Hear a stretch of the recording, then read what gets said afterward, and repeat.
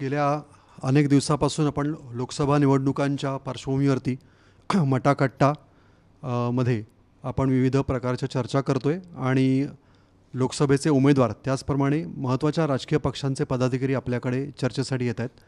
आज आपल्याकडे काँग्रेसचे प्रभारी महाराष्ट्रासाठी नेमलेले श्री रमेश चेन्नितला आपल्याकडे आलेले आहेत. त्यांचं स्वागत. चेन्नितला यांनी केरळमध्ये अनेक वर्ष सक्रिय राजकारणात ते राहिलेले आहेत. त्यांचं एक वैशिष्ट्य म्हणजे त्यांनी 28व्या वर्षी right if you at the age of 28 you became the minister. MLA at the age of 25. At the age of 25 minister at the age of 28. तर हा एक वैशिष्ट्यपूर्ण त्यांच्यातलं हे आहे का म्हणजे सक्रिय असा गुण त्यांच्यातला की 28व्या वर्षीच त्यांनी मंत्रिपदही भूषवलं आणि 25व्या वर्षी राजकारणात आले. आत्ता महत्त्वाची जबाबदारी त्यांच्याकडे आधीपासून होती की त्यांनी उमेदवार निवडीसाठी पण त्यांची महत्त्वाची भूमिका राहिली आहे. या प्रश्नावरती आपण आता लोकसभा निवडणूक आता आपल्यातलं मतदान महाराष्ट्रातलं 4 दिवसावर आलेलं आहे. Will start with some opening remarks by you on the election and specially in Maharashtra में जो अभी सिचुएशन है उसमें there is a quite different situation for all any other election which we have faced. So from the Congress point of view आपको क्या लगता है, how are you facing the elections? देखिए, अभी महाराष्ट्र में आपने ठीक से बोला, एक प्रत्येक वातावरण बन गए. कौन दो पार्टी में स्प्लिट हो गया. इसका कार्यकर्ता कहाँ है, नेता कहाँ है, लोग कहाँ हैं, इसके बारे में लोगों में एक शक जरूर है. लेकिन 4 महीने से मैं इधर का प्रभारी बने हुए मैं पूरा महाराष्ट्र घूमा. 10,000 से ज़्यादा हमारे पार्टी कार्यकर्ता और नेताओं लोगों से मिले. मुझे विश्वास है कि महाविकास आघाड़ी के ऊपर लोगों में एक सिंपैथी तो जरूर है, क्योंकि जिस तरह से इस सरकार को बर्खास्त कर दिया उसमें लोग खुश नहीं हैं. जिस तरह से सरकार को पार्टियों को डिवाइड किया है उसके ऊपर जनता खुश नहीं है. और सेंट्रल एजेंसीज के द्वारा जहाँ भी सरकार तोड़ा है उधर का चरित्र आप देख लीजिए, उधर दोबारा वो सरकार नहीं आएगा. उसके उदाहरण है हमारे कर्नाटका के सरकार बॉम्बे की सरकार बना CBI और ED के जरिए. वो सरकार जब अपने कार्यकाल पूरा करके चुनाव को सामना करना पड़ा, कांग्रेस को बहुत ज़्यादा बहुमत से लोग चुन गए. इसके वजह से मैं एक बात बताना चाहता हूँ, आज महाराष्ट्र के लोग जो तोड़ फोड़ करके सरकार बनाए उसमें संतुष्ट नहीं है. आम लोग, general people are not happy with the way in which this government has formed. Whatever they said about Ajit Pawar, they had swallowed it. The Prime Minister himself has come and told here, he has done the corruption of the tune of 72,000 crores. And the same Prime Minister is standing with him and asking for votes. What the people are not fools. People understand all these things. And also the way in which Prime Minister criticizing Sharad Pawar, भड़कते हुए आत्मा. See, whatever I have differences with Sharad Pawar, politically we may have differences, but Sharad Pawar जैसे एक राष्ट्रीय नेता के ऊपर हमारे प्रधानमंत्री, ये बात बताना ठीक है. मैं बहुत लोगों से बात किया, लोग बहुत उसमें नाराज हैं. और उद्धव ठाकरे जी को बोल रहे हैं कि ये नकली शिवसेना है, और उनके बारे में व्यक्तिगत रूप से भी उन्होंने जो बात की है उसके ऊपर लोग नाराज हैं. क्योंकि मुझे पता महाराष्ट्र के जनता अपने राजनीतिक में एक ऊंचा स्तर पर सोचने वाले लोग हैं. मैं जब NSUI के राष्ट्रीय अध्यक्ष था, युवक कांग्रेस का राष्ट्रीय अध्यक्ष, तभी से मेरा संबंध है महाराष्ट्र से. तो महाराष्ट्र की जनता बेसिकली कांग्रेस पक्ष में है. महाराष्ट्र की जनता ये इन्होंने जो कुछ किया है उसके ऊपर लोगों को बड़ा लोग अस्वस्थ है. और ख़ास तौर से फार्मर्स सबसे ज़्यादा आत्महत्या इस देश में महाराष्ट्र में हुआ है। किसानों के समस्याओं को हल करने के लिए केंद्रीय सरकार और प्रदेश की सरकार कोई काम नहीं किया है। सोयाबीन किसानों को मैंने बात किया, कॉटन किसानों को बात किया, गन्ना किसानों को बात किया, प्याज, ये सारे किसान बड़े पैमाने पे इस सरकार के खिलाफ है। सरकार के द्वारा कुछ कदम उठाया नहीं। अभी चुनाव के टाइम में बोला कि प्याज एक्सपोर्ट करेगा, लेकिन कोई इफेक्ट नहीं है, हो भी नहीं सकते।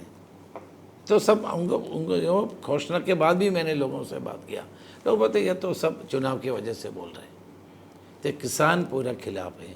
नौजवान नौकरी के बारे में, बेरोजगारी इतना बढ़ रहे हैं, प्राइस राइस, राजनीतिक मुद्दों के ऊपर इन्होंने जो जीएसटी, जो स्मॉल ट्रेडर्स से आप बात करें, बड़ा they are totally against this government. So कुल मिला करके मैं सोचता हूँ कि महाराष्ट्र में महाविकास आघाड़ी का अच्छा फ्यूचर है। केवल पार्लियामेंट की नहीं है, आने वाले दिनों में चुनाव जब होगा 3 महीने के बाद, 3-4 महीने के बाद, तो महाविकास आघाड़ी को सरकार बन भी सकते हैं। अच्छा वातावरण है हमारे।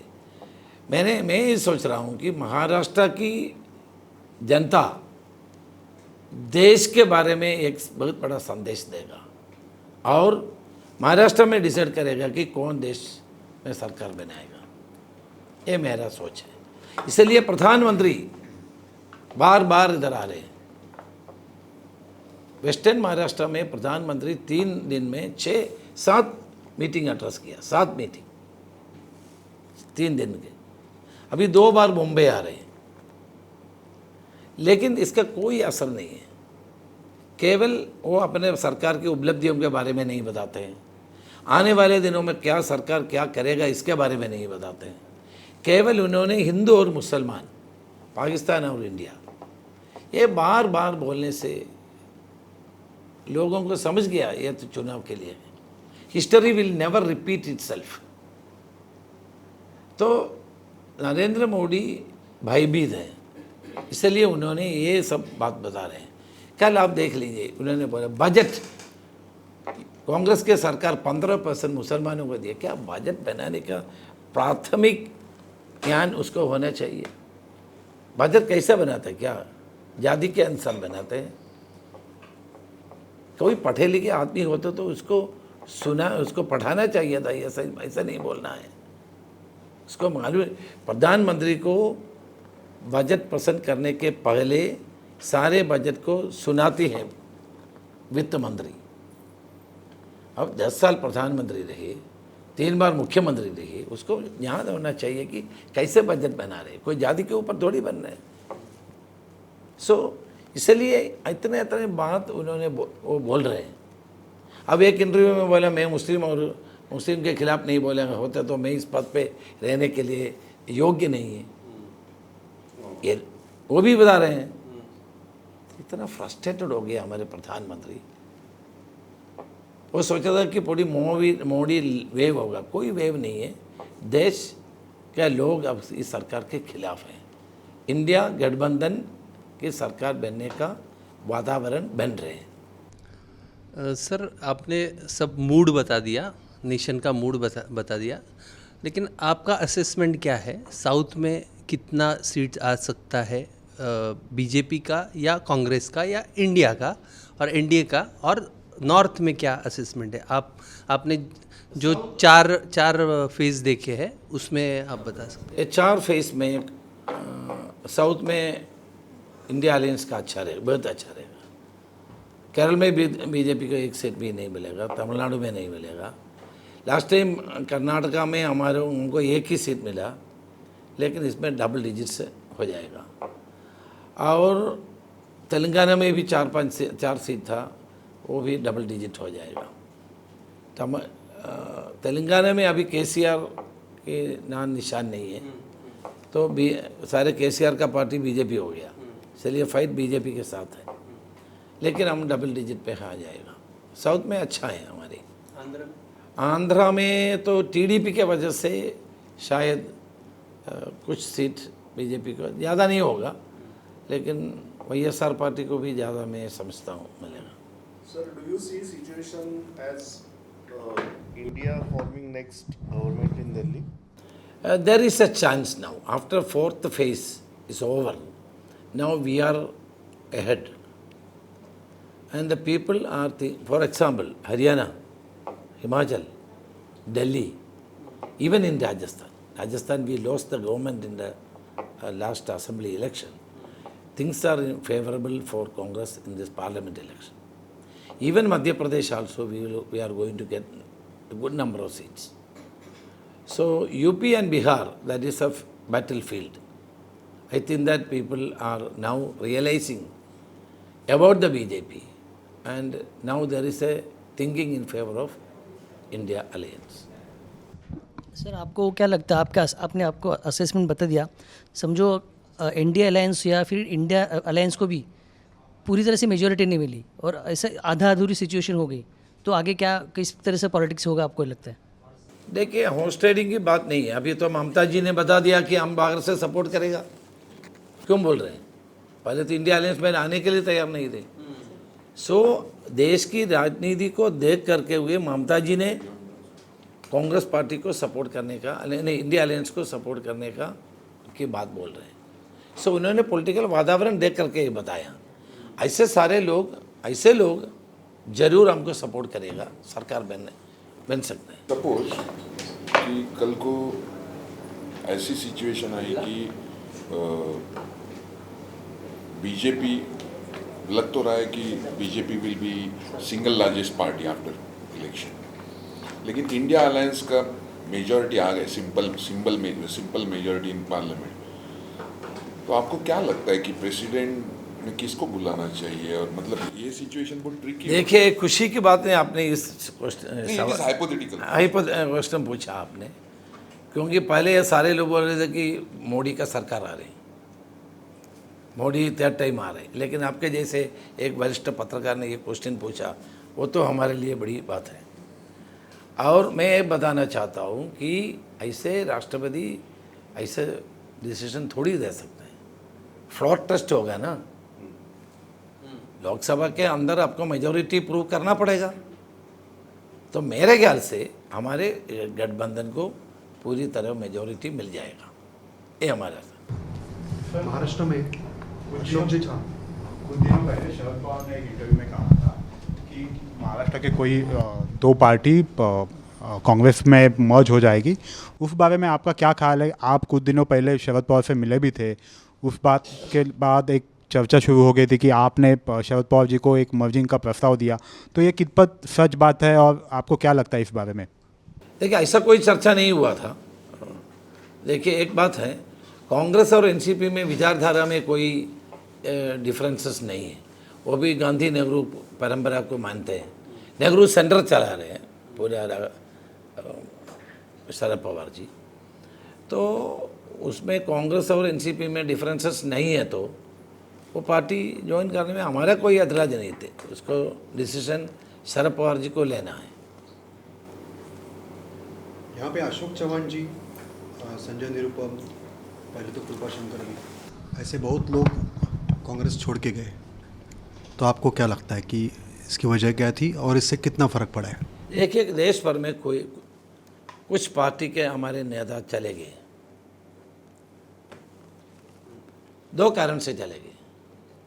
एक तो ईडी और सीबीआई के द्वारा जो दबाव है उसके वजह से चले गए। जेल और बीजेपी, उसमें कुछ लोग जेल जाने के तैयार नहीं है, इसलिए बीजेपी में चले गए। दूसरी बात, पद के पीछे जो लोग हैं, जो पद लेना चाहते हैं, वो भी चले गए, इसलिए। लेकिन कोई वर्कर नहीं गया। मुरली देवरा कांग्रेस को बॉम्बे में क्या उन्होंने क्या नेतृत्व किया, आप सब लोग जानते हैं। मुरली देवरा का बेटा को पार्टी ने क्या नहीं दिया। पहली बार एमपी बनकर उसको केंद्रीय मंत्री बनाया। हम तो 5 बार एमपी था, मुझे सेंट्रल में मिनिस्टर नहीं बनाया पार्टी। 5 बार मैंने एमएलए असेंबली में मेंबर था, मैं लीडर ऑफ अपोजिशन था, होम मिनिस्टर था, लेकिन 4 बार मैं एमपी बनने के बाद भी मुझे केंद्रीय मंत्री नहीं बनाया, उनको पहली बार बनाया। क्यों पार्टी छोड़ के गया?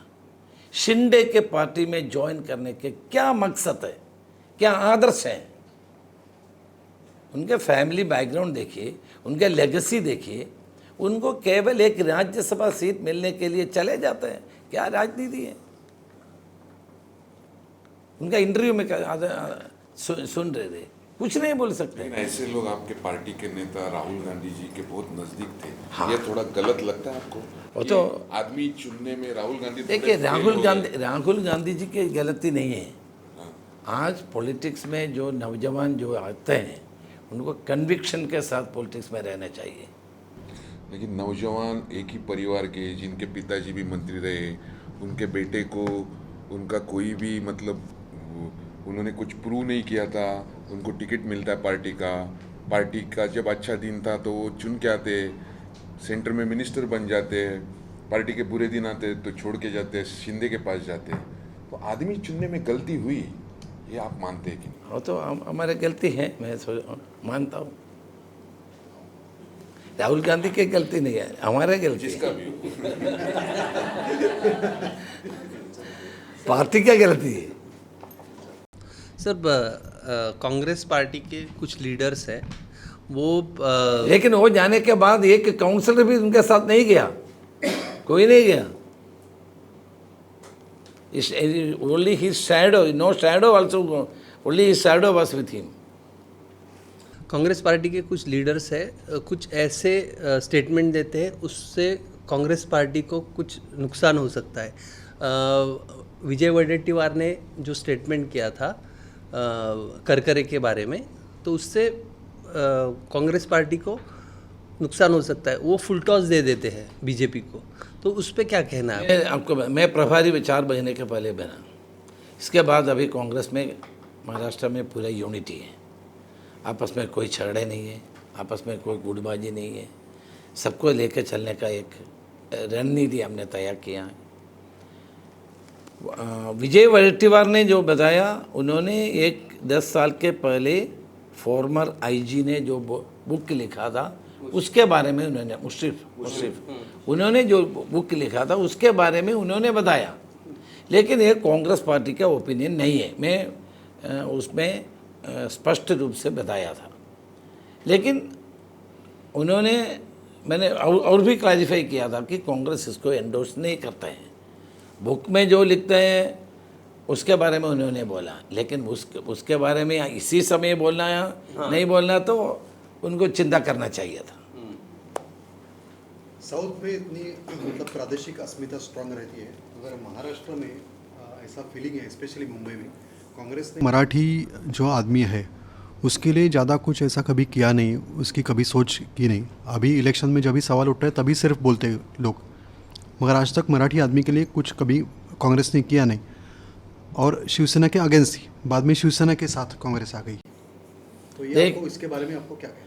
देखिए, कांग्रेस ने महाराष्ट्र में मराठियों को क्या नहीं किया, कितना चीफ मिनिस्टर बनाया हम लोग, कितना पद हमने बड़े बड़े पदों में उनको ही मौका दिया था।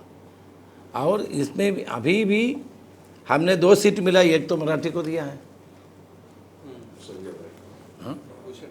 भूषण पाटिल को। दोनों मराठी दिए सर, पर एक तो दोनों मराठी है। हाँ, मराठी। सर, मैं नॉर्थ मुंबई कवर कर रही हूँ। जब भी आपने बोला कि मराठी मानुस को दिया, तो मैं पूछना चाहती हूँ कि नॉर्थ मुंबई की सीट आपने गिव अप कर दी है क्या? क्योंकि लोगों में ऐसी चर्चा है जैसे पीयूष गोयल का जितना प्रभाव है नॉर्थ मुंबई में, जिस तरह से रैलियाँ चल रही है, तो उतनी उस तरह से रैलियाँ नॉर्थ मुंबई में भूषण पाटिल की तरफ से नहीं हो रही। रैलियाँ हो रही है, पर जो क्या बोलूँ, जो एक चरिश्मा होता है वो डिफरेंस दिखाई दे रहा है। और उससे जुड़ा हुआ एक सवाल और कि मुंबई अगर आपके लिए इम्पोर्टेंट है तो बड़े नेता यहाँ आके उन्होंने लोगों को संबोधित क्यों नहीं किया, बड़ी सभाएं क्यों नहीं हुई? सबसे बड़ी सभा राहुल गांधी के यात्रा में हुआ था, जो चुनाव के दरमियान में ही हुआ था। और अभी कल परसों एक ही रैली हम कर रहे हैं, सारे नेता लोग परसों कल शाम को। राहुल आ रहे हैं उसमें? नहीं, राहुल जी नहीं, वो तो चुनाव में है ना, उनका भी चुनाव 20 तारीख को। Sir, we were expecting Priyanka Gandhi ji also. Priyanka Gandhi और Rahul Gandhi is campaigning in Raebareli and Amethi.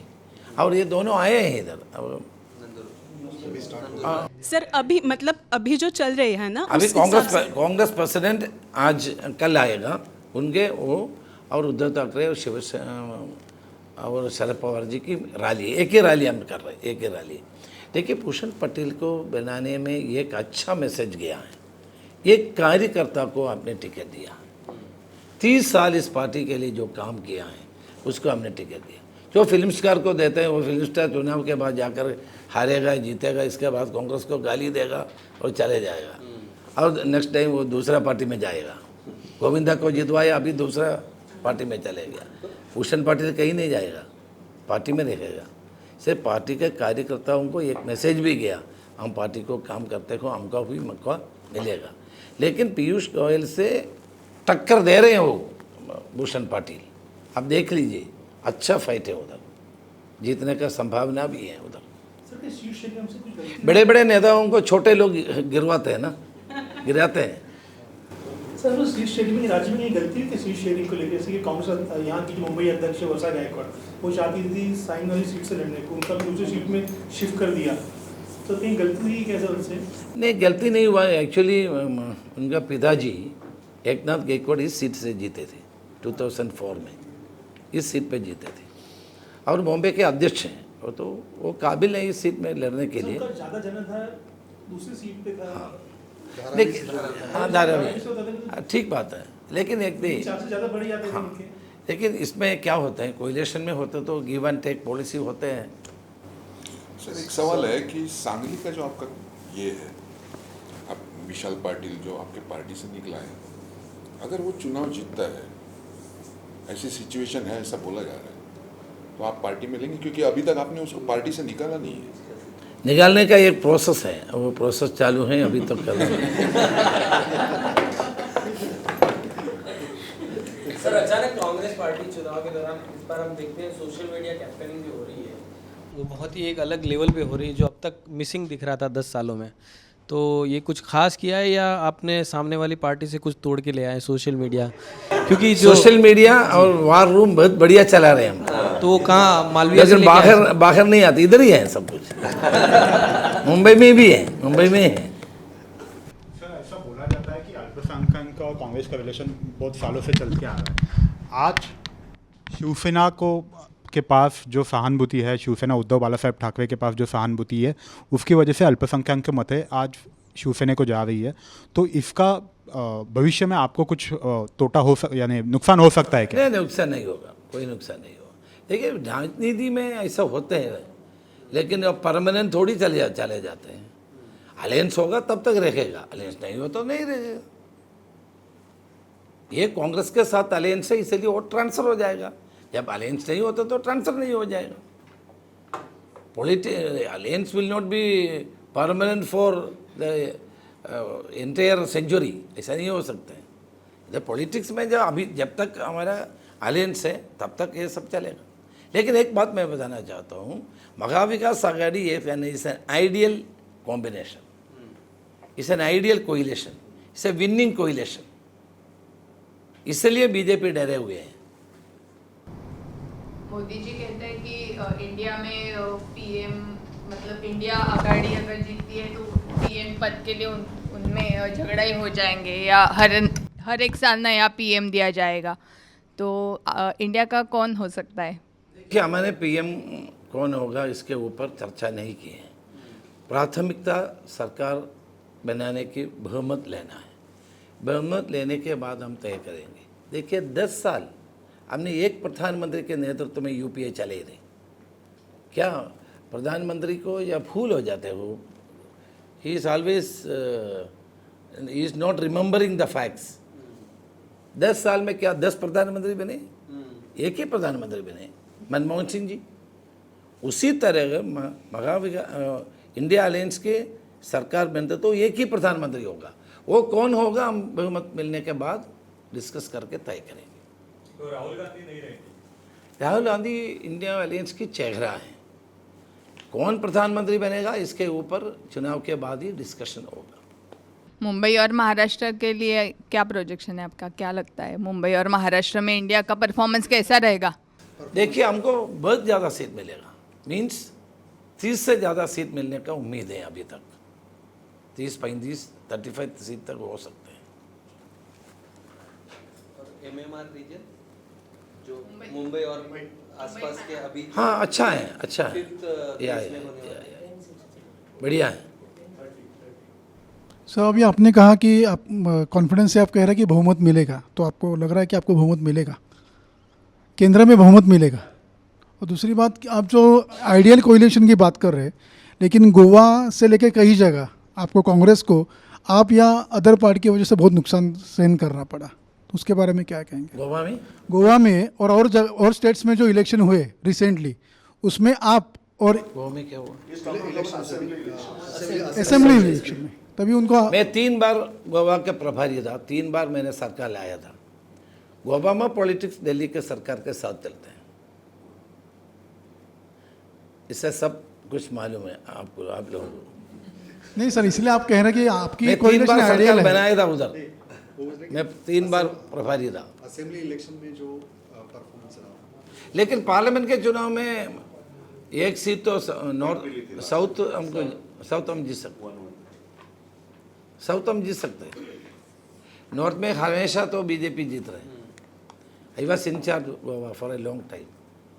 Sir अभी 2 दिन पहले हमारे इसी प्रोग्राम में यूनियन मिनिस्टर रामदास अठावले जी आए थे। उन्होंने एक सवाल के जवाब में कहा कि 2019 का जो इलेक्शन हुआ उसके बाद डिफीट जो हुआ, तो वो डिफीट का अकाउंटेबिलिटी लेके राहुल गांधी जी ने जो रेजिग्नेशन दिया वो देना नहीं चाहिए था प्रेसिडेंट पद का।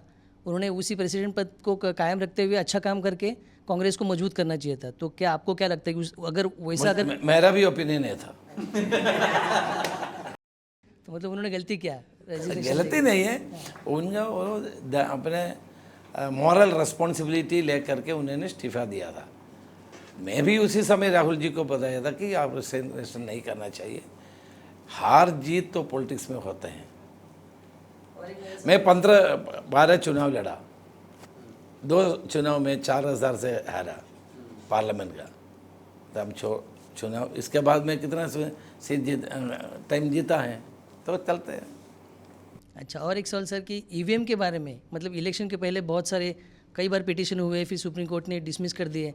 लास्ट टाइम अभी भी रिसेंटली भी प्रशांत भूषण जी ने पिटीशन किया, फिर अटेम्प्ट किया। तो ये ईवीएम के बारे में कांग्रेस की भूमिका क्या है, विश्वास है कि नहीं है? देखिए, ईवीएम के बारे में तो गंभीरता से सोचना है, लेकिन हमको इलेक्शन कमीशन ने टाइम भी नहीं दिया है हमको ये सब बताने के लिए। इलेक्शन कमीशन में टाइम ऑपोजिशन को नहीं दिया है ये हमारे कंप्लेंट लॉन्च करने का और हमको बताने का समय भी नहीं दिया है। सर, अगर आपकी सरकार आती है तो क्या आप ईवीएम बंद करके फिर से बैलेट पे? देखिए, इस दुनिया में 4 ही राज्य में पेपर ईवीएम है, 4, most of them are in the Caribbean countries. तो इसके बारे में सोचा, अमेरिका में हो, ऑस्ट्रेलिया में हो, फ्रांस में हो, इंग्लैंड में हो, हर जगह पे लाया आपने ही था सर? हमने लाया, हमने तो भाई से बहुत गलती किया है।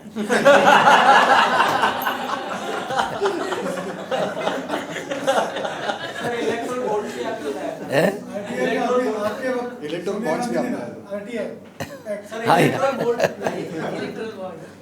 गलती हो गया।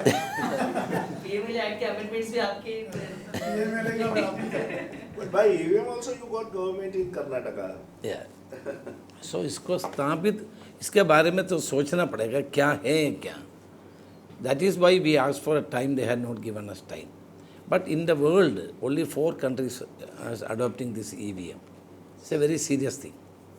सर, एक सवाल ऐसा है कि आचार्य प्रमोद कृष्णन ने कांग्रेस का इस्तीफा दे दिया और बाद में उन्होंने कुछ आरोप लगाए थे कि राहुल गांधी जी ने कुछ बोला था ऐसा। वो तो ठीक है, अलग बात है।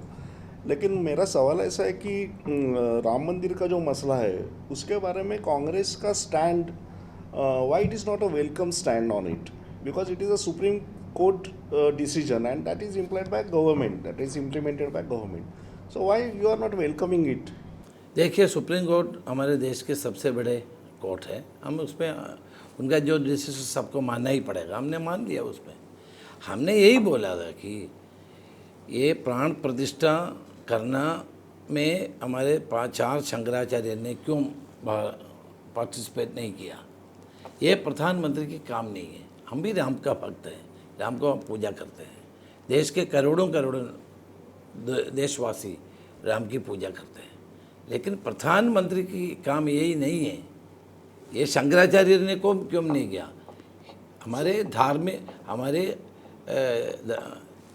हिंदू समाज के प्रामाणिकता शंकराचार्य को होते हैं। शंकराचार्य ने उसको बहिष्कार किया। क्यों किया? क्योंकि इसमें प्राण प्रतिष्ठा में राजनीति लाया उसने, इसलिए हम उसको मना किया। हमने तो किया कहाँ, लेकिन इसमें पॉलिटिक्स लाया। राष्ट्रपति क्यों नहीं लाया? सोमनाथ टेम्पल का इनॉग्रेशन किसने किया? इंडिया के राष्ट्रपति ने किया। इंडिया के राष्ट्रपति को क्यों इस बार नहीं बुलाया? राष्ट्रपति को नहीं बुलाया, प्रधानमंत्री किया। सो इसका पूरा पॉलिटिक्स था, इसलिए हम नहीं पार्टिसिपेट किया। इसका माने ये नहीं कि हम राम की पुजारी, हम तो सब लोग राम को मानते हैं, भगवान की मानते हैं, हम पूजा करते हैं। बीजेपी इसको पूरा पॉलिटिकलाइज कर दिया, इसलिए हम उसको अपोज किया। सर, बीजेपी में ऐसा बताया जाता है कि 40% से ज़्यादा कांग्रेस ही आ चुके हैं। किसी दिन वो लौट के आएंगे तो आप देखेंगे पार्टी। इसलिए अब सबसे ज़्यादा प्रॉब्लम बीजेपी में होते जा रहे हैं। मतलब कांग्रेस जहाँ जाती है प्रॉब्लम होता है। कांग्रेस में कोई प्रॉब्लम नहीं है, तो प्रॉब्लम वाले वहाँ पे चले गए। हाँ, सब उधर ही चले गए। वो किसी दिन आएंगे तो आप लेंगे पार्टी में उनको? अभी तक उसमें कोई डिसीजन नहीं लिया। तो ये प्रॉब्लम वालों को आपने बहुत दिन आपके पास पार्टी में रखा, ऐसा नहीं लगता? देखिए, हम उनको रखा, उनको सम्मान दिया, पद दिया, सब कुछ है, वो छोड़ के चले गए, हम क्या करेंगे? सर, पिछले कुछ सालों से बीजेपी एक ब्रांड की तरह उभर रहा है। मोदी जी अगर दिखाई देते हैं तो लोगों को लगता है कि बीजेपी को वोट करे, या तो आज की जो नई जनरेशन है उसको लगता है भरोसेमंद कोई है। तो कांग्रेस अगली पीढ़ी पॉलिटिक्स में आने के लिए ऐसे कुछ संगठन या कुछ मतलब बेसिक लेवल पे, रूट लेवल पे, ग्रास रूट लेवल पे कुछ काम कर रहा है कि आगे जाके यूथ कांग्रेस से जुड़े? नहीं, देखिए, हमारे युवक कांग्रेस की पूरा इलेक्शन प्रोसेस जो चल रहे हैं तो पूरा नया पीढ़ी आ रही है।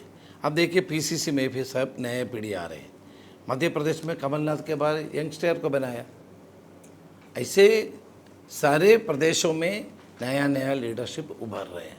उसके आपने ठीक बोला है, आने वाले दिनों में नया नेतृत्व हर प्रदेश में होना है, देश में भी होना है। उसी तरह हम ज़्यादा प्राथमिकता यंगस्टर्स को दे रहे हैं। सर, आपके वक्त जो यूथ कांग्रेस चलती थी, उस वक्त सिलेक्शन होता था, इलेक्शन नहीं हुआ, लेकिन उस वक्त बहुत कॉमन फैमिली से काफ़ी लोग आए। यूथ में ही पूरा कांग्रेस का पूरा वो भर्ती यूथ से होता है। कि आपने इलेक्शन का प्रोसेस शुरू किया जिसमें बहुत पैसा खर्चा होता है, और इलेक्शन के बाद सारे नेताओं की लड़कियां हैं, जैसे जिशान सिद्दीकी जो अभी चला गया बाप जाने के बाद, उधर वो नितिन राउत की लड़की, सारे जितने ये पतंग राव का लड़का, एक भी कॉमन फैमिली से कोई आपकी लीडरशिप में यूथ के आता नहीं। तो क्या ये प्रोसेस गलत है, ऐसा नहीं लगता आपको? जी, इसके बारे में तो विचार करना पड़ेगा। मैं भी उसमें, मैं IYC के अध्यक्ष थे, मेरा भी मन में यही आते हैं, तो उसके बारे में हम लोग विचार करना है, विचार करेंगे। सर, इसी में ऐड है कि अगर कोई आ भी रहा है तो इग्नोर किया जा रहा है। लाइक सचिन पायलट इन राजस्थान, पिछले 5 सालों से यही था कि लगातार जो अशोक गहलोत और सचिन पायलट के बीच चलता रहा और लीडरशिप ने ध्यान नहीं दिया। उसी दौरान ज्योतिरादित्य थे, वो चले गए अपने MLA लेकर। इन लोगों को क्या जोड़ के एक सवाल ये भी है कि महाराष्ट्र कांग्रेस में भी बहुत मतभेद है। आज मुंबई कांग्रेस के कई बड़े नेता महाराष्ट्र कांग्रेस के नेतृत्व के ऊपर सवाल खड़े करते हैं कि टिकट शेयरिंग के टाइम हम लोग को सम्मानपूर्वक टिकट नहीं मिला। उसके बाद दिल्ली जाते हैं, दिल्ली में बात होता है, उसके बाद वापस ये सब जो सब सिलसिला जो हुआ, जो सामने आया, वो सभी को मालूम है कि सब नाराज़गी आ रही है। तो ये सब को लेके आपका क्या ख्याल है, क्या लग रहा है आपको? देखिए, कांग्रेस पार्टी एक डेमोक्रेटिक पार्टी है। हम किसी का वॉइस को दबाते नहीं, अपने ओपिनियन बताने का अवसर भी देते हैं। महाराष्ट्र कांग्रेस में जब से मैं प्रभारी हूँ, मैं सबके सुनते हैं, सबको लेके चलने का प्रयास कर रहे हैं। हमारे आपस में जो झगड़ा कम है अभी, बहुत कम है। कम करने के लिए इसलिए हमने कोशिश किया था कि चुनाव हैं, सारे लोगों को लेके चलना है, सबका भावनाओं को लेना है, ये सब हम कर रहे हैं। लेकिन टिकट सबको थोड़ी दे सकते हैं, इसमें प्रॉब्लम्स है, चुनाव में होते हैं।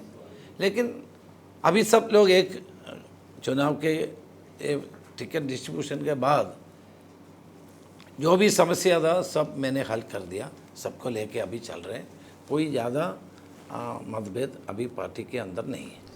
चेनितला जी, आपको ऐसा नहीं लगता कि जब जब कांग्रेस का शीर्ष नेतृत्व कमज़ोर होता है तब तब लोकल छत्रप ज़्यादा आवाज़ होते हैं? जिस तरीके से कमलनाथ ने ये मुद्दा उठाया, वहाँ पे भी एक बार हुआ, आपके वहाँ पे महापौर गए वहाँ पे। इसके अलावा जब भी, तो ये क्या कहीं ना कहीं पार्टी की लीडरशिप, सेंट्रल लीडरशिप कमज़ोर होने की वजह से ऐसा नहीं होता? पार्टी के सेंट्रल लीडरशिप कहाँ कमज़ोर हो रहे हैं? कमज़ोर नहीं हो रहे हैं, शक्तिशाली हैं। देखिए, हम इसलिए तो हर डिसीजन हम लेते हैं, लेकिन कांग्रेस डिसीजन लेते में सबसे बात करते हैं।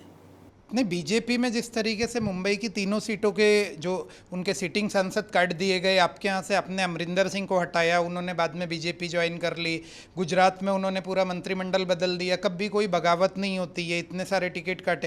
कांग्रेस में ऐसा क्यों नहीं हो पाता? क्या आपने बहुत ज़्यादा लोकतांत्रिक प्रक्रिया अपना ली है, इस वजह से ऐसा होता है? हमारे बीजेपी और हमें कांग्रेस में बड़ा अंतर है। हमारा सिस्टम और उनका सिस्टम में बड़ा अंतर होता है। देखिए, हम अपने पार्टी के अंदर भी लोगों को बोलने का मौका देते हैं, ज़्यादा डेमोक्रेसी है हमारे, आपने ठीक बोला है।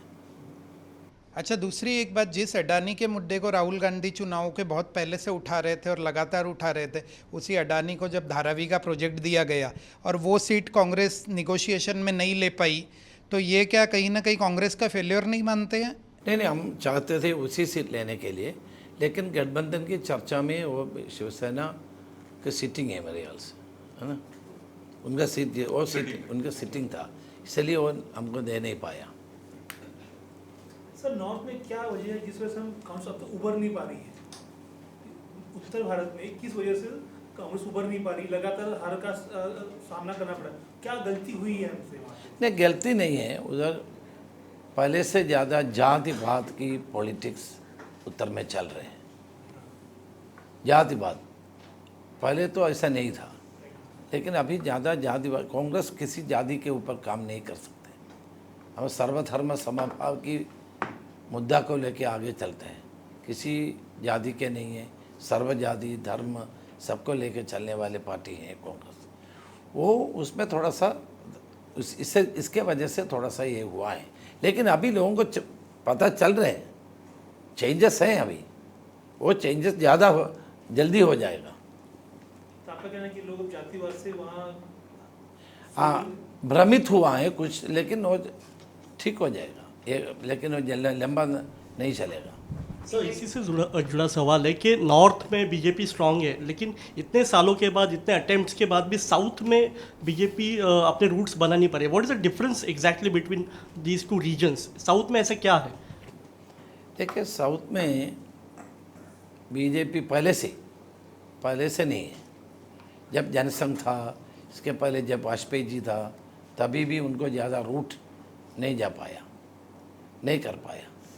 तो विचारधारा में तो डिफरेंसेस होते हैं। फॉर एग्जाम्पल, तमिलनाडु में Dravidian politics was strong there. So BJP was always in the upper caste politics, always. So it has not having any effect there. Kerala, you know that we had a fight with CPM, Congress and CPM. It's the most progressive state. So, and more secular, as we say we are more secular. So BJP doesn't have any place there. That is why they have not having any foot. Even one MLA is not there in Kerala Assembly. In Tamil Nadu 1 or 2 are there, I think. They tried their level best to penetrate into the south, but it's not possible. Sir, Sanjay Raut sir ने कहा था कि assembly election के लिए Uddhav Thackeray CM पद के candidate होंगे, आपका इसके ऊपर क्या कहना है? मैंने पहले भी बोला था, असेंबली के बारे में कोई चर्चा अभी तक नहीं हुआ है। अभी पार्लियामेंट है, पार्लियामेंट होने के बाद हम लोग सब बैठ के चर्चा करेंगे.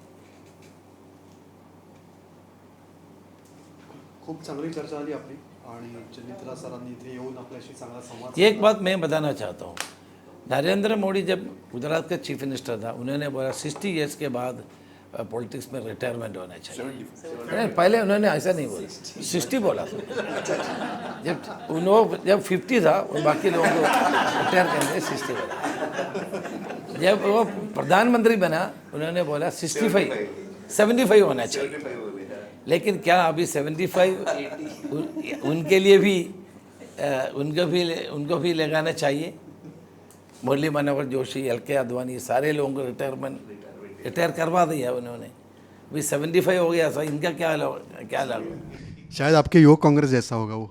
समीर, एक छोटा सा सवाल पूछना था कि लोकसभा इलेक्शन के बाद महाराष्ट्र में अभी जो आपकी आघाड़ी है वो वैसी ही रहेंगी तीनों की, यानी उद्धव ठाकरे जी, शरद पवार जी और आप तीनों मिलके विधानसभा का इलेक्शन लड़ेंगे? अभी ऐसा है, लेकिन उसके ऊपर कोई बात नहीं हुआ है. पार्लियामेंट के बाद हम उसके बारे में चर्चा करके फाइनलाइज करेंगे. आम तौर पे वही है. एक सवाल था सर, अगर आपका कोalition जीतता है तो क्या कोई महिला पंतप्रधान पद के लिए आ सकती है क्या? हो सकता है ऐसा. महिला को पहली बार हमने इंदिरा गांधी जैसे दिग्गज नेता को हमने प्रधानमंत्री बनाया. सोनिया गांधी, देखिए सोनिया गांधी को प्रधानमंत्री बनना था, सब सहमत था, वो खुद तयार नहीं हुए. हो सकता है. धन्यवाद. खूप चांगली चर्चा झाली. आमच्या महाराष्ट्र टाइम्सचा वो गणपती विराजमान होते, वो आपको देते.